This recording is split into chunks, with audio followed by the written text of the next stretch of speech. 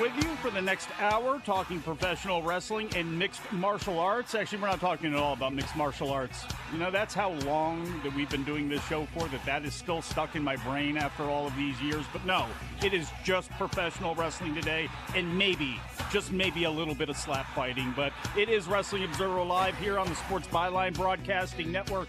And however you're joining me today, tune in iHeart, American Forces Radio, sportsbyline.com, over the air affiliates, even like the Mightier 1090 podcast, replay on Sirius XM, or video streaming on Twitch or on YouTube. Just want to thank you for spending a little bit of time with us today. Hopefully, wherever you are, it's sunny outside. And if it's not, I certainly hope it's sunny in your mind. Partly cloudy right now for me because I have this big overhang of sinus that is going on right now. But there, as always, there's a lot to get into today. Once again, Jim Valley is joining me. You can check him out solos on Saturday here on Wrestling Observer Live, and we have the world-famous Raw report to get into, and we'll be taking a look at the hits and misses of that show coming up in the last segment. But if you didn't know, and you may not, you have some hosts with you today who have a little bit of knowledge on the Japanese wrestling scene. Myself and Adam Summers have been doing the Adam and Mike Big Audio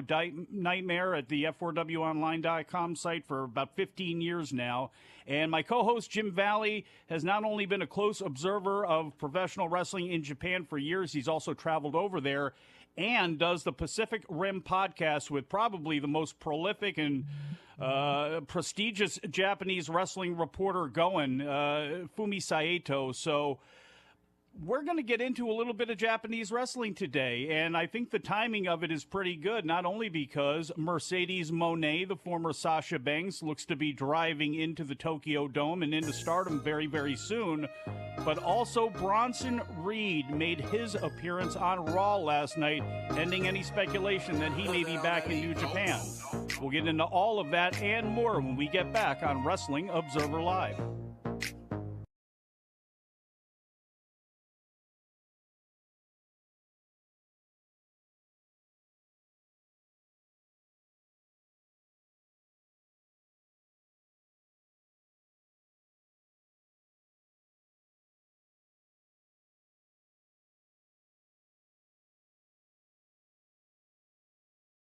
You know, if we get 12 friends together, however many scene we play a game. But today, it's horse.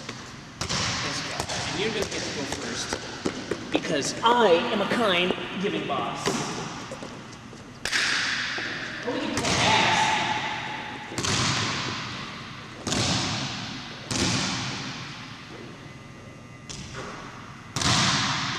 No, you're kidding. Right there.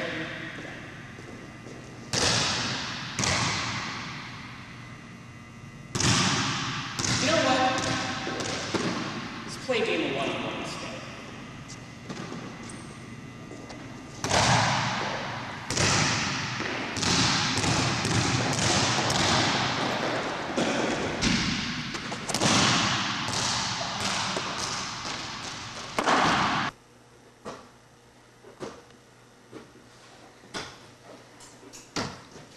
You know, aside from the obvious the recreational facilities that we have here, I also like to use some of the facilities for my work. As many of you know, part of my job requires me to watch tapes from around the world. Mexico, Japan, you know, different wrestling from different parts of the world, and write about it and review it. So therefore I've created this here, the media room. Got the projector, we got the big screen right here, and aside from using it for work, I also use it because young Vince here, as some of you might know, is an aspiring pro wrestler, and he's had a few matches under his belt. And as a grizzled veteran of the ring wars that I am, I like to come in here, watch the matches with Vince, give him pointers, critique him, help him out, and basically show him what he's doing right and what he can do to improve on. So we are going to watch, as a treat to you, this is a Super Chico tape, one of Vince's matches. So we'll get that thing ready to roll here. What are you doing?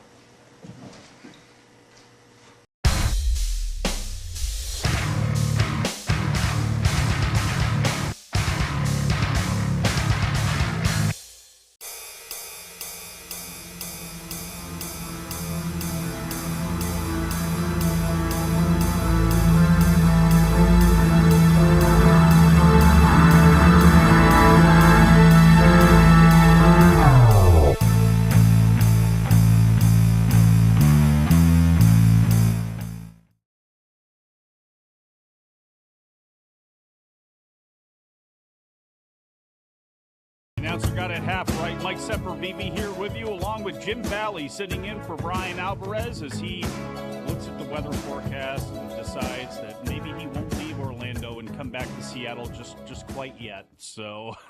You know how we do this, though. We're an hour at a time every single day, but if you want us 24/7, you can find us on Twitter. I am at Sempervive. Jim Valley is at Jim Valley. The timeline for this show is at WONF4W. The broadcaster is at Sports Byline USA. And if you love pro wrestling, at Mid-Atlantic Pod and Patreon.com/Mid-Atlantic Podcast. And hey, make the wrestling news part of your day as well. All the news that you need to know to get your day started, get you up to date, or get you to your favorite review pod like Wrestling Observer Radio with Dave Meltzer and Jim Valley, which is up for subscribers. And you can catch some YouTube clips as well. Just go over to there, get a little taste of that. Maybe you want to go ahead and sign up. All that information is available there on YouTube and on the front page at f4wonline.com. And Jim, you know, obviously we're going to have a lot to get into when it comes to Raw, but as I mentioned at the top of the show, maybe some people out there don't know that I've been doing the Mid-Atlantic or the Adam and Mike Big Audio Nightmare for quite some time, covering the Japanese scene. It's been, around 2002, I actually started up covering things like K1 and Pride and New Japan, and it kind of went from there. Your show with Fumi Saito that's on the site, the Pacific Rim podcast, one of the smartest, most intelligent Japanese wrestling podcasts out there, which really gives people a different perspective because obviously Fumi is over there and he has had so much experience covering the Japanese wrestling scene as well as the American wrestling scene for decades now. So this feels like the right time to dive into Japanese wrestling, especially with Bronson Reed appearing on Raw last night, thus putting an end to any hopes for a lot of people that he would be appearing once again in New Japan. And I guess we'll go ahead and start there. I was a little surprised by some of the response that I heard and saw last night while the show was going on with him debuting. I don't want to say it was hate thrown at Bronson Reed. I think it was a lot of disappointment for people who wanted to see him stay in New Japan. But it certainly seemed like over the past several weeks, all of the tea leaves were reading that he was going to be leaving New Japan and going back to WWE. He had dropped his match with PCO in Impact. He had dropped a match with Kazuchika Okada. After the G1, he was not booked on the Tamashi shows in opening up the Australian market. And it just seemed to be like this was the obvious thing that was going to happen, but there seemed to be a lot of pushback. I don't know if you saw that as well. Well, I think the dynamic is going from a serious competitor in the G1, had a great G1, even beat Okada. You know, that's a big deal in New Japan. So to go from being a potential gaijin monster and a player in New Japan to being cast as, right now anyway, seemingly heavy for The Miz, I think as far as optics go, fans are disappointed that Miz is sort of seen as a clown, not a serious wrestler, even after all of these years and all of his accolades and all the things that he's done. Miz still gets no respect, but that's another story for another time. But I think it's those two vectors that matter. But at the end of the day, Dave and I talked about it last night on Wrestling Observer Radio. Bronson Reed is more than likely making a considerable amount more being in WWE than being in New Japan. Did it surprise you at all that, and I guess you know what, for you it wouldn't surprise you because you know how this works when it comes to New Japan and contracts, and we've seen it with Carl Anderson.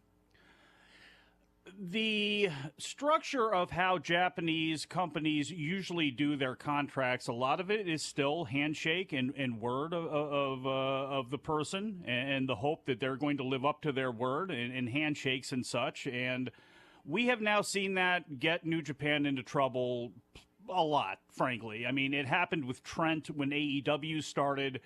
We've seen it with Carl Anderson not having something truly on paper before they gave him the Never title and started to plan things out with him. And now in this case with Jonah, Bronson Reed, it is really difficult for me to believe that they don't need to change things dramatically. And we've already seen length of contracts change, where a lot of one-year contracts that would be picked up in February or two-year contracts that would be picked up in February have now changed to longer term. Kazuchika Okada, Jay White, reportedly two of those people who AEW was interested in at the time that they re-signed, both were rumored to be longer than they would usually do for someone. Is this just something that they now, if they're going to expand, has got to change, and they have got to figure out a way to really make this more beneficial to them so they don't have these types of issues? Yeah, I mean, I don't know that it's embarrassing, maybe, I guess, with Carl Anderson, but with all due respect, I don't know if that's a major loss. So, I mean, all three of them. It's something, but it's not like you lost Okada or someone huge. It's not, a whole lot of money at the box office. But yeah, it is a little embarrassing and a little annoying, probably. But I think, yeah, when you're going to deal with Westerners, you're probably going to have to fashion some sort of Western-style contract. One thing that I saw some people, in fact, it was more than I would have expected, although with my timeline being curated in the way that it is, maybe I'm not too surprised, but there were people that were, man, they shouldn't have wasted the time doing this with Jonah and giving him the run in the G1. And Carl Fredericks, maybe he should have deserved that spot. And obviously there was some, I don't want to say hard feelings. It seemed like he felt some sort of way, though, about the fact that he was not selected to compete in the G1, at least as far as his social media went immediately after that. And the thing that I kind of, and I didn't respond, and I'm not, bottom line, I'm not sure if Carl Fredericks is going to be long for New Japan as well, too. He hasn't been there on a regular, with him also possibly going to WWE. Those rumors are out there.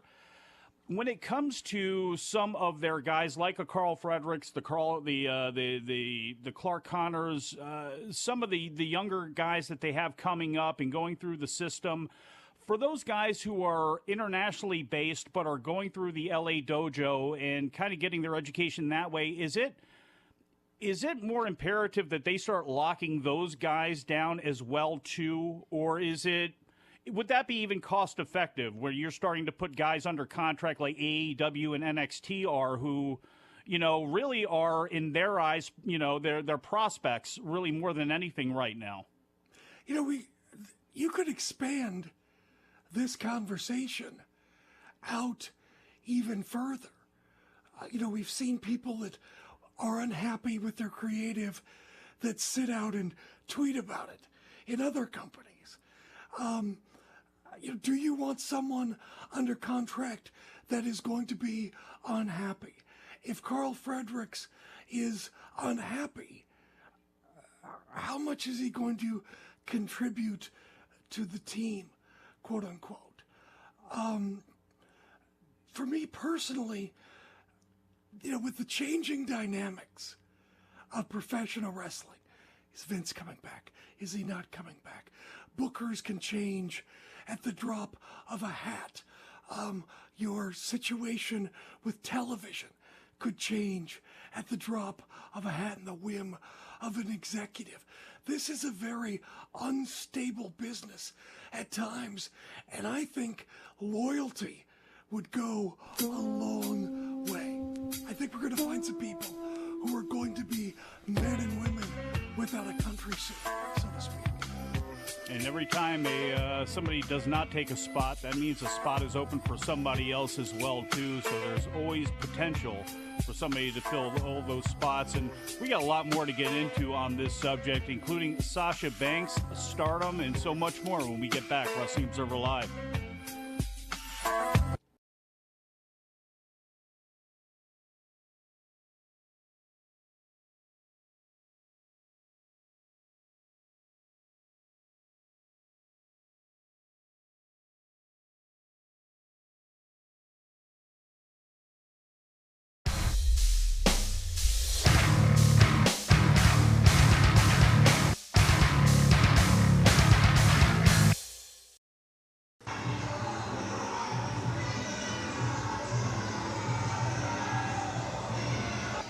Okay, Vince, the bells rang.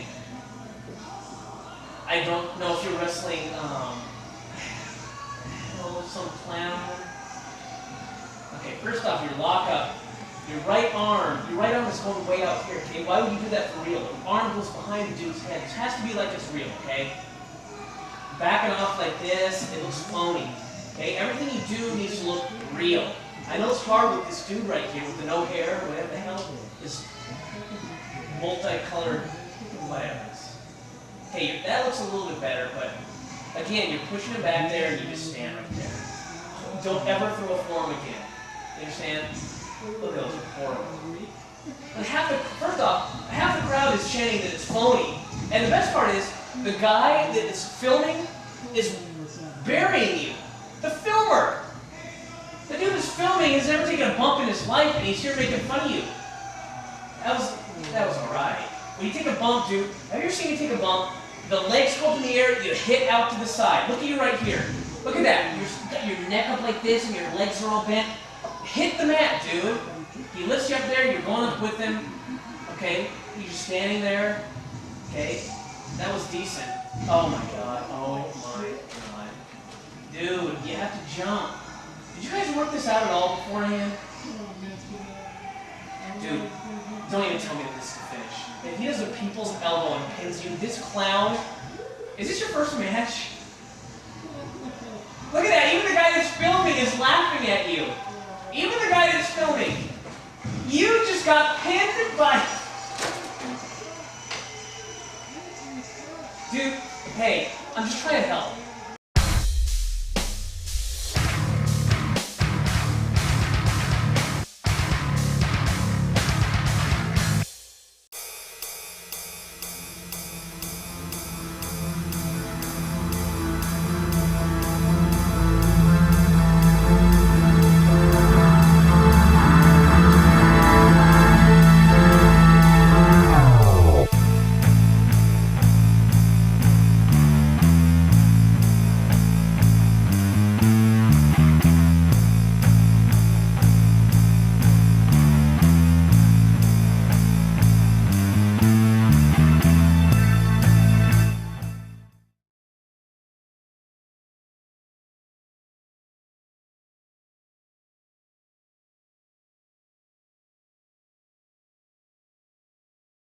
Show, everybody. Mike Sempervive and Jim Valley here with you. It is Wrestling Observer Live. And we're actually talking a little bit about Japanese wrestling today and spoke a little bit about Bronson Reed at the front part of the program here. But how can you not talk about Sasha Banks / Mercedes Monet? Apparently she is looking to do some work while she is in Japan here in the next upcoming week, looking to do some appearances and things like that. Certainly looks like she is going to be a part of the January 4th show, staring down the winner of Tam and Kyrie for the IWGP Women's Championship. And then, of course, that opens up the door for Stardom. And, Jim, Adam and I talked about it. I know you've talked about it as well, too, plenty of places. The money that they're kicking out for Sasha Banks, all these rumors on what it is, the way I look at it, hey, this is part of the advertising budget. You're never going to make back the money in tickets, at least not initially. You're not going to make it back. I don't believe in any sort of subscriptions. But what you can make it back in is attention. You can make it back in hype. You can make it back in all that in all those sorts of ways. And that is ultimately going to be, to me, the most valuable part of having Mercedes / Sasha anywhere in Japan. Do you agree? Absolutely.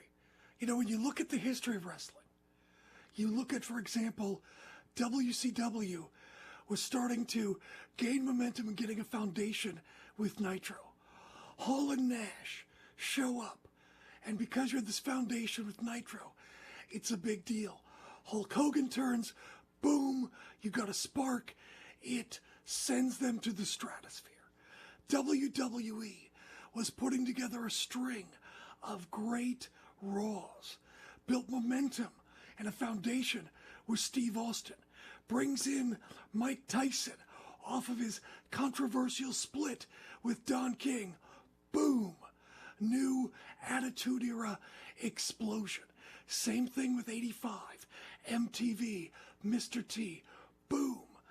TNA, bringing in Pac-Man Jones and all the people that they did, never had the foundation, never had that momentum, the wood or the kindling when that spark happened to create that huge fire, to use the metaphor.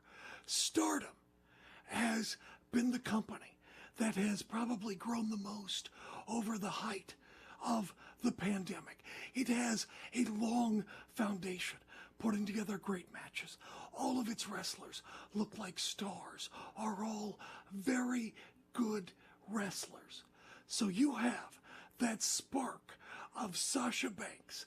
And I'm not saying it's going to be Hulk Hogan levels or anything like that, but I think we will see a noticeable growth in Stardom because it has that foundation, has that momentum, and Sasha will be that spark that brings eyes to the product. And one more thing, I think that fans of Sasha Banks probably know about AEW. I think she'll bring some eyes, in theory, if she would go. That's another story. But how many fans of Sasha know about Stardom? That's why I think, like you said, it's part of that advertising budget. But I think Stardom is the promotion to watch in 2023. The obvious match to make, in my eyes, is, of course, Kyrie, because she's got the most Western attention. She's got, the years in WWE that she worked after leaving Stardom as Kyrie Sane in both NXT and on the main roster. She was a fixture there for quite some time. So it just seems on paper that is the most obvious match to make. Is there any way you could see on January 4th Tam Nakano actually winning that title, and you actually go ahead and do Sasha Banks first with Nakano as opposed to Kyrie, or is that just crazy? I mean, you could do anything. Obviously, because of the name, Kyrie is more attractive, I guess, maybe to some fans. But Tam Nakano may not be known to every fan in the world, but she's no slouch. She's freaking great. And I think even though many fans may not know who she is, I think she could get herself over if she was Sasha Mercedes' opponent. It wouldn't be disastrous. I would say that. There are a lot of great wrestlers, and as you mentioned, they look like stars. The presentation of these women when they come out, Starlight Kid and Sasha Banks has probably got to be the hardcore women's wrestling fans' dream match. Maybe not. There's plenty of them out there, but that seems to be the one right now that on paper, if I said that's the one, what are the hardcores going to jump on? It's probably going to be that, but obviously Saya Kamitani, Suri, and of course, and plenty others, Utami Hayashishita, but Julia.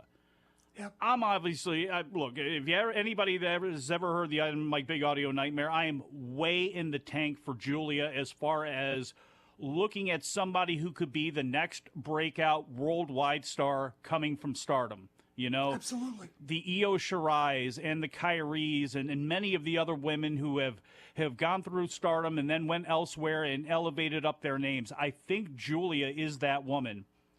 She obviously is going after the red belt coming up here. I cannot, I can obviously picture a way that Shuri can win, surely, but it certainly seems like Julia is going to be, taking home that title. There are so many matches for her based in Japan, but is she the one? Am I overstating what I think about her? Do you think out of everybody in Stardom right now, is she the person that is most likely to break out to the American viewer? I think so. Here's the thing. Some of Sasha's fans will look at this and, it's a Japanese promotion. There are Japanese sensibilities. And they will look at these things, and I'm not talking about racism. They will honestly look at this and go, I don't understand this culturally. It's just, it's lost in translation. Honestly, doesn't make you a bad person. But I think with Julia, I think that for Western fans, Julia's pretty, she's confident, she's the leader, she's got great gear, always in style, great promos. Yeah, she can be the one who can bridge Stardom to the Western fans who may not be plugged in always with all of the Japanese culture. You mentioned something really important about the cultural differences, and do you believe that Stardom needs to change the names of their championships? Do you think that they need to better differentiate for a Western audience the red and the white belts and what the high-speed title means and those sorts of things? Would it be easier for them to do that, or is that taking away too much of their identity and or dumbing it down for trying to get outsiders? When you first look at Stardom, you can kind of go, yeah, what's this about? But it takes just a couple of minutes to know that, oh yeah, the red is from All Japan, the white belt's from All Japan, and the red belt is the #1 title. The white belt is the secondary title. They've got the tag belts. They've got the 6-woman belts. Well, the high-speed title is evident what that is. But I think on the surface it might be confusing, but I don't think it takes that long to understand. Who do you think could be a sleeper breakout? Because, one of my favorites, Tomoko Inaba, who is training with Taka, and she's made plenty of appearances now in Stardom, teamed up with Shuri.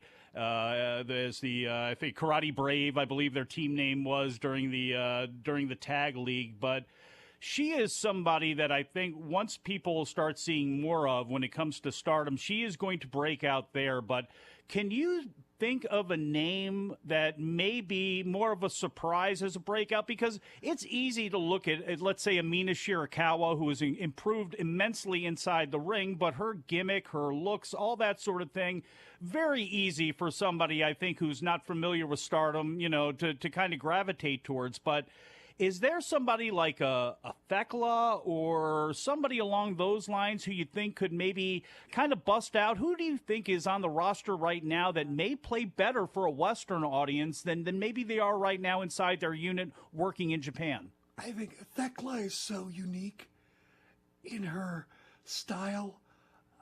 Fumi calls it being one with the ring. I think that's something. I think Azumi. I like Azumi. She's almost like a Black Widow character.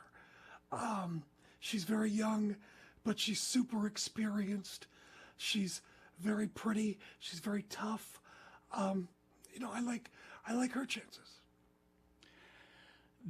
I'm going to kind of dovetail this together with, here in the last minute, with Ring of Honor. And this could be opening up the relationship between New Japan and Ring of Honor for all of the wrinkles that they're going to have to iron out. I think it could be incredibly beneficial when it comes to women's wrestling in the United States and when it comes to really securing a spot for women's wrestling in the United States. There is no shimmer anymore. We see how tough it is to get on WWE and AEW television. There's only so many spots. When we get back from break, I'd like for you to kind of talk about Ring of Honor and how they may be able to serve Stardom and be able to serve both of these rosters as they continue to try to expand in the States. Mike Sempervive and Jim Valley will be back. Wrestling Observer Live.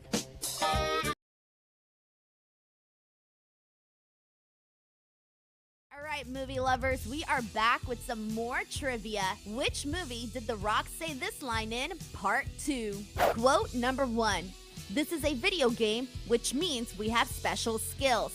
Did The Rock say this in A, Central Intelligence, B, Jumanji Welcome to the Jungle, C, Jumanji The Next Level, or D, Jungle Cruise?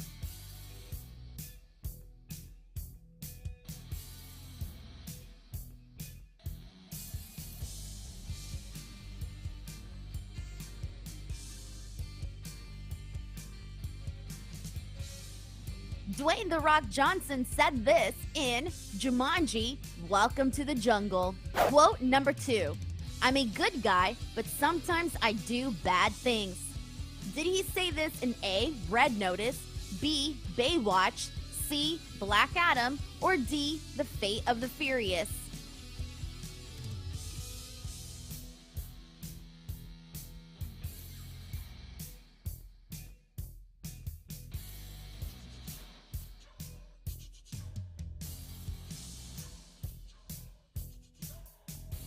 The answer we were looking for is Red Notice. Quote number 3. I'm what you call an ice-cold can of whoop ass. Did The Rock say this in A, Fast and Furious presents Hobbs and Shaw, B, Fast and Furious 6, C, Furious 7, or D, Pain and Gain?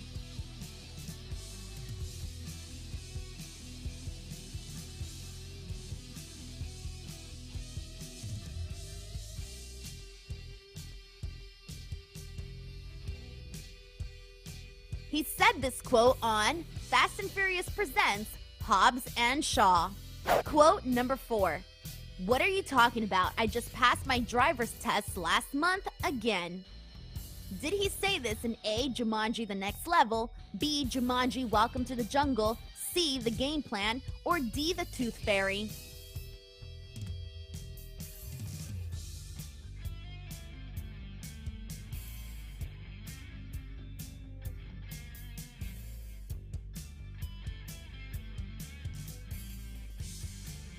The Rock said this line on Jumanji The Next Level. Quote number 5. But camels are smarter. Did Dwayne The Rock Johnson say this quote on The Scorpion King, Jumanji Welcome to the Jungle, or The Mummy Returns?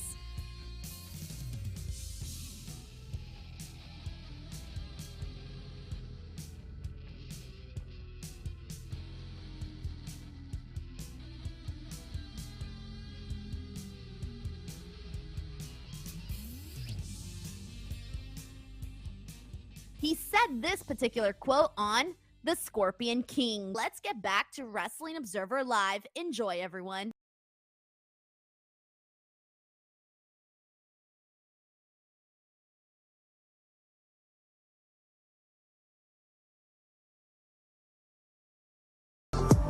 Back on the show, Mike Sempervive and Jim Valley are here with you, Wrestling Observer Live. I know probably a lot of you are saying, my God, Mike, you're just asking Jim all of these sorts of questions. Why don't you give us a chance to ask Jim some questions? Well, guess what? You're going to be able to do so Wednesday, right, my man? Yeah, I'm doing an AMA and Ask Me Anything at the Squared Circle subreddit. So you can go there right after the live Dynamite. So that'd be what, 10 o'clock on the East Coast, 7 o'clock on the West Coast. So we'll do an AMA. You can ask me anything. I imagine the number one question will be, who are you? But other than that, I think it'll be a lot of fun. So you can ask me anything on Reddit and be one of the 3 people that will show up on tomorrow night. Hey, that's 3 more than would show up for mine. Actually, I take that back. Probably 10 people would show up, but all those questions I wouldn't be able to answer. You've got a big family. They'd show up. Hey, so, we'll get to the world-famous Raw report, at least. We'll get to some of the things that happened on Raw at the very least, but I'm having too much fun with this conversation here. And frankly, there's still a whole lot for us to really talk about here. New Japan's relationship with Ring of Honor is going to be really interesting here as 2023 kicks off. And Shimmer is gone, unfortunately, now, and Dave Parazak is a Hall of Famer for all of the work and the effort that he put in, all of the women that were brought over and got experience from all parts of the world. But unfortunately, it doesn't look like that's going to be coming back, which leaves a huge, huge hole in the scene in this country, especially when NXT and WWE, and God bless them, a lot of what they want to do, they'd love to get more of their people out of college directly. They have the NIL program that they are doubling down on hard. They seem to sign 15 people, at a clip after each one of those workouts that they have. So they have so many people. It's hard for women wrestlers to kind of come up here and really have a spot to work with only women. I know obviously there are plenty of intergender matches and things like that, but a place that's going to actually be a place to see women's wrestling, there's a hole open for Stardom to be able to jump into. Now, they're going to obviously need New Japan and Ring of Honor's help to do that. At least in my opinion, they're going to need Ring of Honor's help because I believe they're going to need Ring of Honor TV, and I think people are going to be able to get a lot of experience there if they decide to go that route. Can you see more dramatic synergy taking place between Ring of Honor, New Japan, and Stardom when it comes to the television? Because we talked about it a little bit on the Nightmare. Ring of Honor TV airing on New Japan World would make perfect sense. But what also makes sense into my mind is maybe the New Japan Strong show becomes assimilated into Ring of Honor's new show, and maybe you give people some value that way to Order Honor Club by giving them a 2-hour show where they're going to be able to see all of the people from New Japan or Stardom or whoever it is that may be coming over. Am I crazy for thinking that? To be honest, I have not given that much thought. I mean, I guess it could happen. It's possible, but I guess it all depends on how New Japan sees Strong. Is it a platform for, distribution and visibility? If that's the way they see it, then yeah, perhaps they would want to collaborate. If they see it as a way to get young talent more experience, then maybe a collaboration would be counterproductive. I guess it all depends on how they see the situation. Also, the various politics involved. Kenny Omega seemingly has opened up the door for other Joshi talent outside of Stardom to come in to America. Can there be collaboration there, or are there politics involved that would make that unlikely? There's a lot of questions that I would have before I'd be able to, I think, answer that in an intelligent fashion. I'll throw another one at you that I was thinking about when it comes to Ring of Honor. Tony Khan's got a lot of jobs, and he pours a lot of himself into the jobs that he does. And I don't know exactly what he does for Fulham, but what I do know is when you are a member of the Premier League, your value as a franchise is in the billions, at least in the upper hundreds of millions. Same thing when it comes to the Jacksonville Jaguars, and I know he does analytics for them. I'm not sure how much deeper he gets into it, but again, yes, it is his father's job, it is his father's company, but billion-dollar operation, the NFL, and very important. His own project, AEW, takes up an incredible amount of time. It is very difficult to try to do all of these jobs, and now he has added Ring of Honor into the portfolio where he says he's, for all intents and purposes, at least for right now, going to be the Iron Claw and trying to lay out his vision. It is tough for me to believe, as great as he may be at all of these jobs, that at some point he is not going to hit the wall very hard.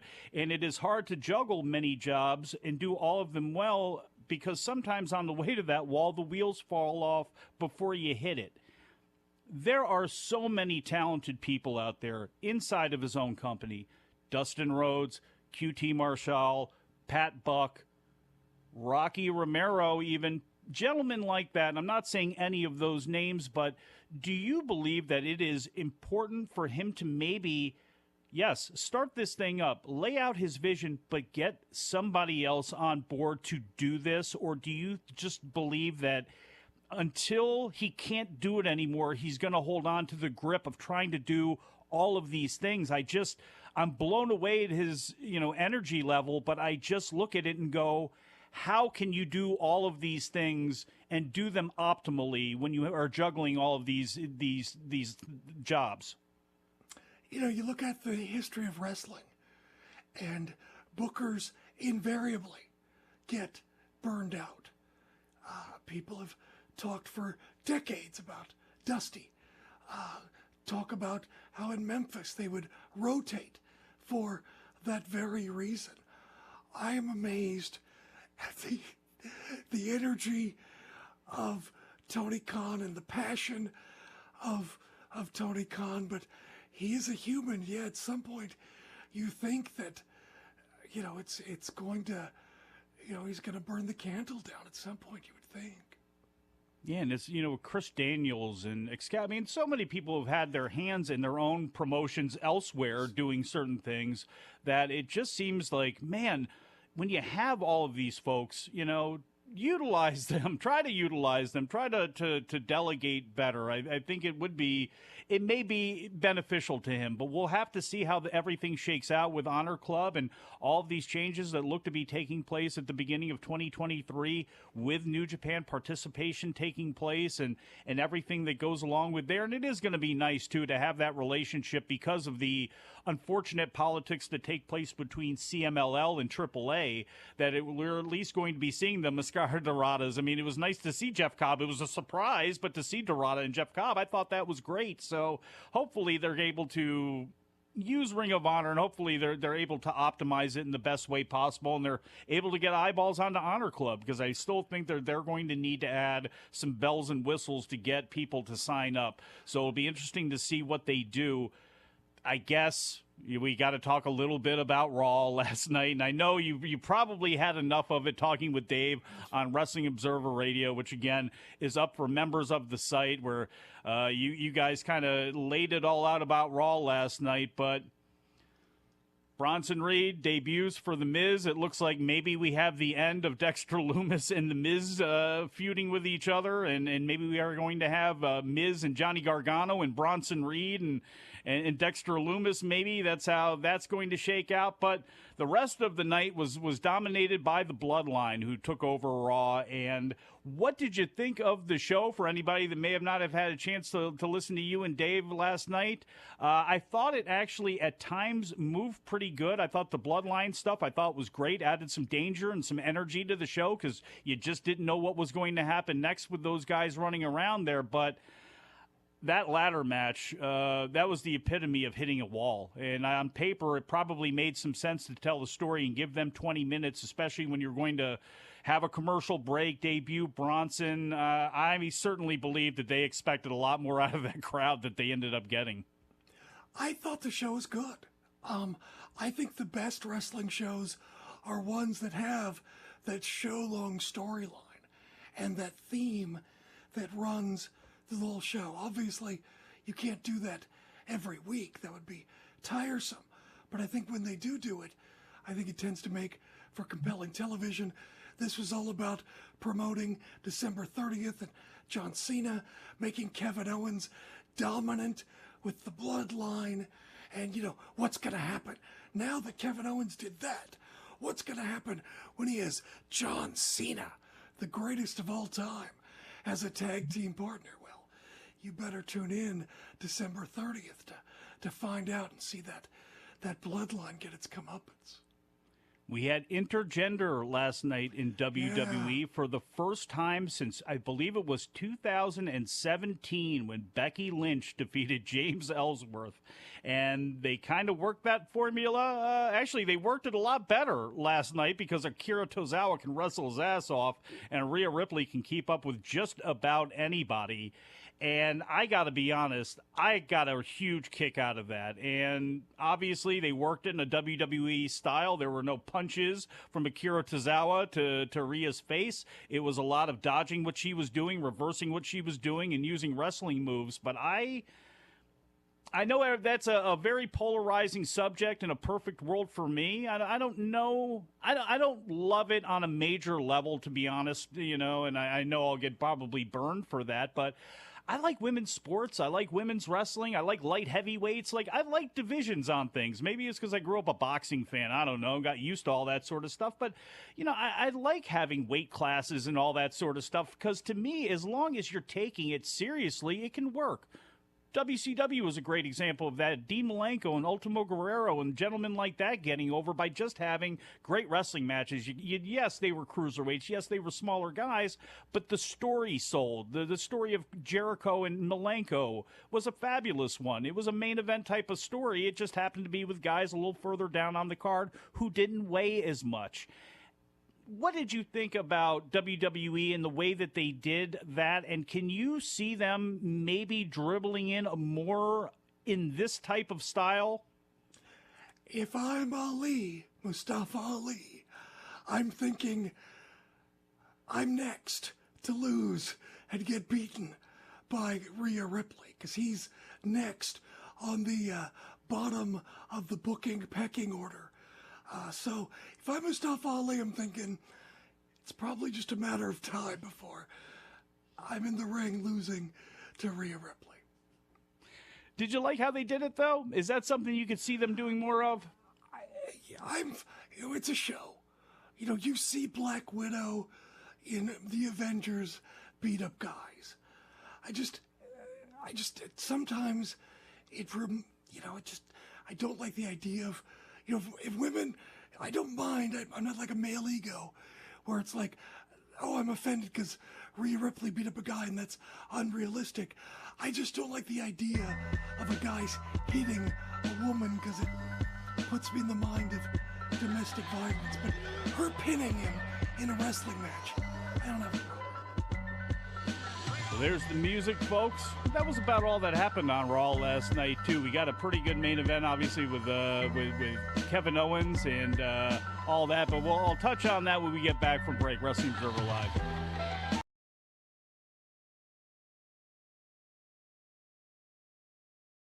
For all you movie buffs out there, it's time to play Which Movie Did The Rock Say This Line In? Part 1. Quote number 1.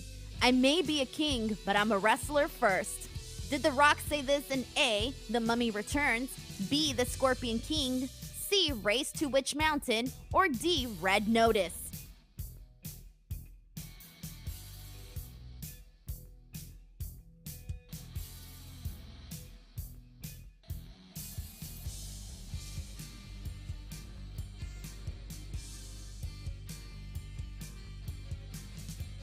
This quote was said in The Scorpion King. Quote number 2. When I'm a guest in another man's house, I don't reach into his refrigerator without asking permission.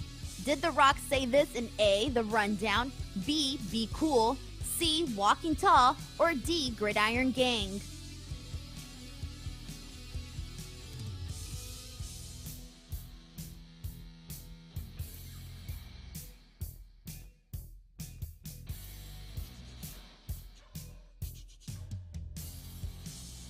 The answer we were looking for is The Rundown.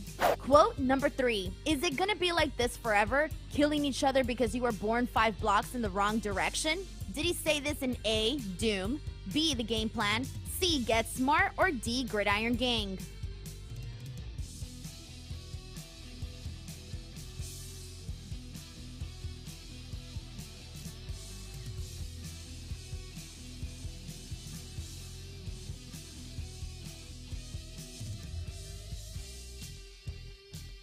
The Rock said this particular quote in Gridiron Gang. Quote number 4. My gut says there's some bad shit going on over there, and my balls say we need to go over there and check it out.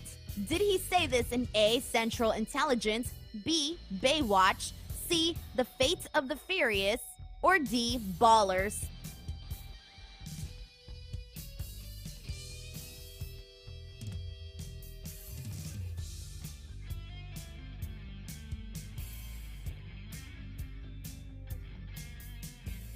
He said this line on Baywatch. Quote number 5.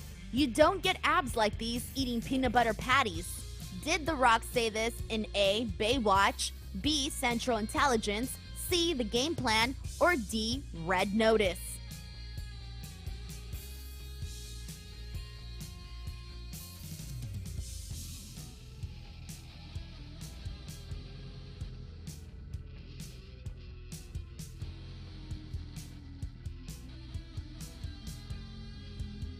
The answer we were looking for is The Game Plan.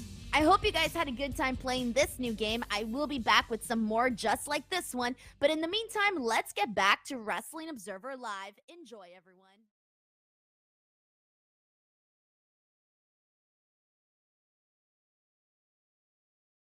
Back on the show, Mike Sempervive here with you. Jim Valley, Wrestling Observer Live. Got our last little segment here to go before we end the day. Kevin Owens, Seth Rollins defeated the Usos in the main event of the show last night, giving the Usos a little bit of comeuppance for all of the ruckus that they raised throughout the entire night. Also, there was a pretty darn good Bayley and Becky Lynch match as well, too. And once again, when Becky Lynch comes out, she's a star. And there were times where the crowd wasn't the best during this, but man, she and Bayley doing Johnny Saint and just having, I mean, I had a blast watching that match, and they are really good together, I think.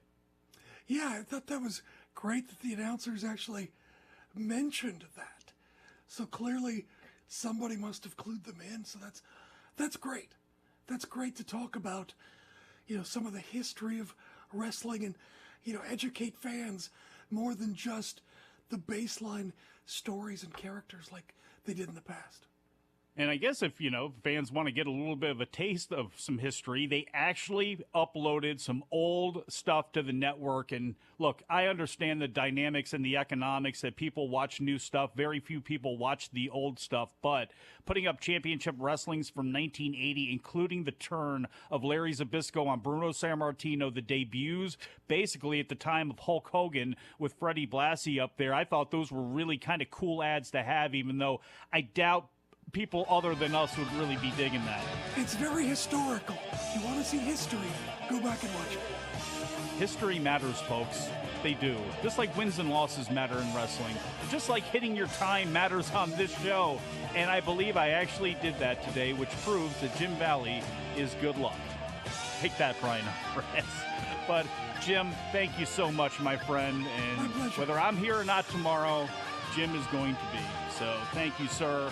I'd like to thank everybody out there for listening. I want to thank producer Jared. I want to thank producer Dom.